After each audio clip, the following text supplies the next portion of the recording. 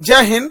देखिए, कश्मीर का बैसरान घाटी जो है ये बहुत ही अपने सुंदर दृश्य के लिए प्रसिद्ध है, इसीलिए इसे मिनी स्विट्जरलैंड कहा जाता है। जिस कारण इस जिले में बहुत ज्यादा, इस घाटी में बहुत ज्यादा भारत के अन्य राज्यों से सैलानी पर्यटक घूमने जाते हैं। ये पहाड़ों से घिरा हुआ है। इन पहाड़ों के बीच में घाटियां हैं जो दूर में यहाँ पे पूरी तरह से बर्फ से ढकी पहाड़ियां हैं। ठंड का दिन आता है तो इस पे बर्फ की एक चादर पड़ जाती है जो बहुत ही मनोहर दृश्य दिखता है, और इसके सामने ऊंची ऊंची चोटियां हैं। गर्मी के दिन में जैसे अभी के वर्तमान समय में पूरा हरियाली छा जाता है, और ठंड के दिन में इसमें बर्फ जम जाता है। ऐसे ही बहुत सारे सैलानी यहाँ घूमने गए थे। हालांकि ये जगह बहुत ही प्रसिद्ध है।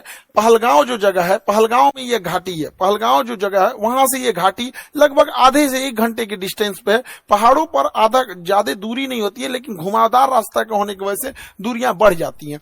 तो यहीं पर जब अमरनाथ की यात्रा शुरू होती है, अभी 2 जुलाई से अमरनाथ की यात्रा शुरू होने वाली है, तो इस पहलगांव को एक बेस कैंप के रूप में यूज किया जाता है। जो श्रद्धालु हैं वो श्रद्धालु वही है जो बेस कैंप के रूप में रुकते हैं, ताकि बाबा अमरनाथ की दर्शन कर सके।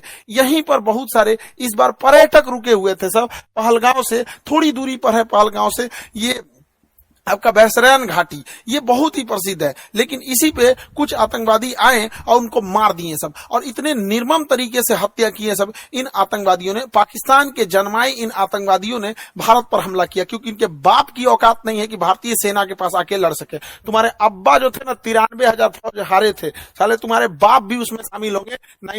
1971 पूछना अपने बाप से जाके। यहाँ पे इन लोगों ने निहत्थे लोगों पे मारा। ये दिखाता है कि कितने कायर पैदा होते हैं सब। हमारे यहाँ तो कहा जाता है माँ का दूध पियो तो सामने से आके लड़ो। तुम्हारे ही कहते हैं यहाँ पे एक निहत्था, कोई किसी की शादी हुई है, कुछ दिन पहले हुई है, वहां पर जाके मार दिया। एक जिम्मेदारी लिया है रेसिस्टेंस फ्रंट। बताइए इनके बच्चे का क्या गुनाह था? बताइए इनका बच्चा अच्छा मार्क्स लाया तो घूमने के लिए यहाँ आ गए। किसी की शादी 1 हफ्ते हुई है, किसी के हस्बैंड को मार दिया गया, वो कह रही है कि मेरे हमको भी मार दो यहाँ, लेकिन कह रहे नहीं तुम अपनी सरकार को जाके बताओगे। अरे सरकार को तो पता चल गया है, लेकिन हम लोग को जो है ना अभी इलाज होगा इसका अच्छा से यहाँ पे। बताइए इस महिला के साथ इसके बच्चे को मार दिया गया। जब इंडियन आर्मी पहुंची तो फौज के ड्रेस में आतंकवादी थे सब। ये महिला समझ नहीं पाई, फौज को देख के रोने लगी। इनको लगा कि ये भी कहीं आतंकवादी तो नहीं है, तो उन लोगों ने बताया कि हम इंडियन आर्मी से आपकी मदद करने के लिए आए हैं।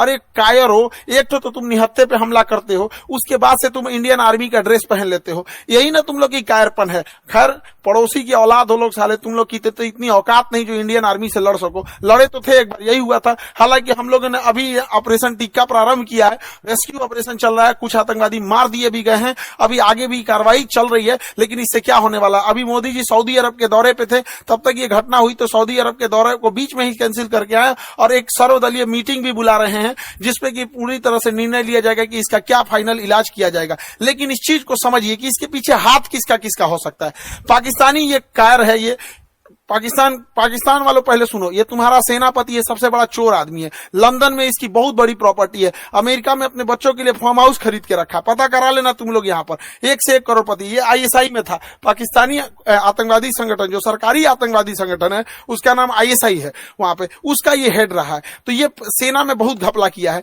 और सेना का मनोबल डाउन हो गया है इसके वजह से। तो ये सोच रहा है एक तो एस्केलेट हो जाए, एक लड़ाई एस्केलेट हो जाए। इसलिए इसने रावलपिंडी में एक भाषण दिया था कि हम बताएंगे कि क्यों पाकिस्तान अलग हुआ था। अरे पाकिस्तान इसलिए अलग हुआ था कि एक साफ सुथरा इंसान सुअर के साथ नहीं रह सकता है। तुम्हारा जो सरगना था जिन्ना, उसने अलग कर दिया भारत से, सुअरों को अलग करके वहां अलग कर दिया। तो ये पूरी के पूरे वहां पे, और जो पाकिस्तान यहां से गए थे लोग ना, ये सोच के कि पाकिस्तान एक बहुत खूबसूरत देश बनेगा। देख लो तुम्हारे देश में क्या हाल हो चुका है। यहाँ पे दुनिया थूकती है साला। अगर एयरपोर्ट पे पता चल जाए कि पाकिस्तानी है तो बगल का आदमी उठ के चला जाता है। अगर जहाज में पता चल जाए कि मेरे बगल में पाकिस्तानी बैठा है, उसका पूरा रास्ता पर टेंशन में रहेगा कि पूरी तरह से सलामत जा पाएगा कि रास्ते में फटेगा यहाँ पर।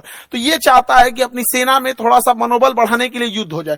दूसरा, पाकिस्तान में इसने क्या किया, इमरान खान को गिरफ्तार करा दिया। इमरान खान पहले क्रिकेटर थे, पूरी दुनिया घूमे थे, पाकिस्तान के अन्य प्रधानमंत्रियों की तुलना में ज्यादा सोच समझ रखने वाला था, तो इसको जेल में भेजवा दिया, मेरे चचवा को। अभी यहाँ पे गृह युद्ध हो गया। तो आसिम मुनीर का यही सोचना है कि अगर भारत से थोड़ी बड़ी भी लड़ाई हो जाती है तो सेना ये अपना बन बजा लेगा कि देखो हम हैं तो पाकिस्तान को बचा के रखे हुए, वैसे भी पाकिस्तान मरेगा। बोलेगा बकरी की अम्मा कब तक खैर मनाएगी। दूसरा एक और चीज है क्या है कि इंडिया चाइना और अमेरिका के बीच में जो ट्रेड वार हुआ है, तो चाइना के ऊपर 245% लगा दिया गया है टेरिफ, जिस वजह से बहुत सारे व्यापारी अब इंडिया की ओर मूव करेंगे। तो चाइना की भी चाल है, वो पाकिस्तान के थ्रू भारत में हमला करा रहा है ताकि बड़े व्यापारी इंडिया में इस मौके को ना देख सके, क्योंकि जो बहुत बड़े व्यापारी होते हैं ना, जो करोड़ों करोड़ में डील करते हैं, 200 करोड़ 400 करोड़, तो वो देखते हैं किस देश में शांति है। इसलिए देखिएगा सिंगापुर देखिए, दुबई देखिए, कोरिया देखिए, जापान देखिए, यहाँ हमेशा शांति रहता है, तो वैसे ही देखते हैं। तो चाइना को लगता है कि इसका फायदा कहीं इंडिया ना उठा ले, इसलिए जानबूझ के चाइना पाकिस्तान को उकसा रहा है। और देखिए जब कोई इंसान भिखमंगा हो जाता है, पूरी तरह कंगाल हो जाता है, अपनी इज्जत खत्म हो जाती है, तो दूसरे को डुबाने में लग जाता है। यही काम पाकिस्तान कर रहा है। ये आतंकवादी आए और वहां पर्यटकों के ऊपर गोली चलाने लगे। आतंकवादियों के मंसूबे को समझिए, गोली मारे हैं उनकी मंसूबा को समझिए। गोली मारने के बाद महिला को कहती है कि हमें भी मार दो, तो कहता है कि नहीं, तुम्हें नहीं मारेंगे, तुम जाके अपनी सरकार को बताना। मतलब इन्हें पता है कि ये सरकार को बात बताया जाएगा। दूसरी बात, जाति धर्म पूछा गया, हिंदू हो कि नहीं, कलमा पढ़ो। और उसके बाद कोई लोग कह रहे हैं कि आतंकवादी का धर्म नहीं होता है। कलमा कौन धर्म का आदमी पढ़ाता है जी? हाँ, इतनों में आंख नहीं खुल रहा है। यहाँ पे एकदम शर्म लिहाज घोल के पी गए हैं, किसी के सामने निहत्थे को मार दिए हैं। इससे कश्मीर में जो सबसे बड़ी समस्या आएगी, हम लोगों को जब धारा 370